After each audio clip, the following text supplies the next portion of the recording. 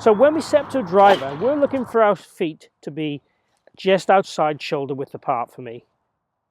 I want the feet flared, the lead one flared more than the trail one. I want the center of your body to be in the middle of your stance, your head to be in the middle of your stance.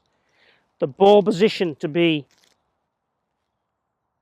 left heelish. I would certainly try and get the feeling of that left rod there. So the left rod is kind of round about my left armpit, round about my left heel. Moving the ball further back in the stance is going to make it want to go lower. It's going to make it go more right. It's going to make me hit down on the ball more, which doesn't help for efficiency and distance. I would like you, most of you, to hit up on the ball 3 to 4 degrees. Now, if you're a 120 mile an hour club head speed bomber, you can probably get away with hitting 1 degree down on the ball. Tour average certainly is 1 degree down, but those guys are 130 mile an hour plus, so they can cope with that. Generally speaking, if you hit slightly down on that speed, the accuracy will improve. If you hit up on the ball at that speed, the ball will go further. So quite often, good guys on tour will have 2 driver swings. One where they probably tee it higher, move the ball forward and try and hit up on it, and one where they kind of squeeze it out there a bit more, which is more the fairway finder. That's absolutely fine too, but you have to have the speed to do that. My speed's about 107, 108.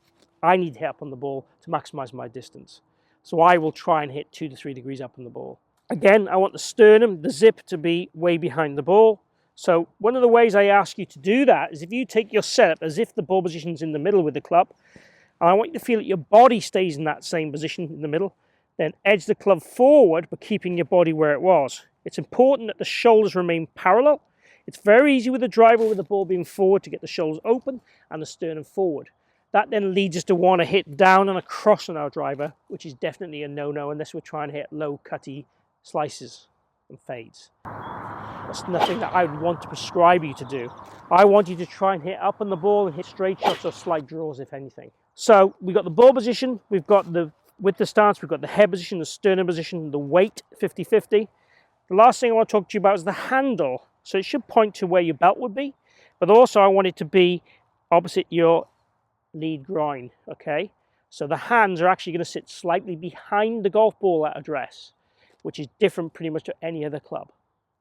If you had a 3-wood, it would probably be more in line. 5-wood, it would slightly be ahead, and so on. So there is a difference, okay? Now, because of the width of stance change in the sternum location, as we push up on the ball, our head is staying behind the ball more through impact. Don't try and chase it.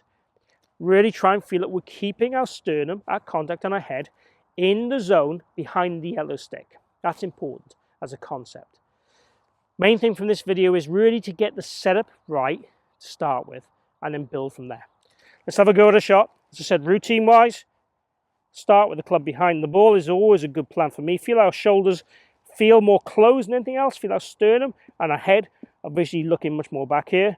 Slide the club forward, try and keep in that position, and then go ahead and make a driver swing.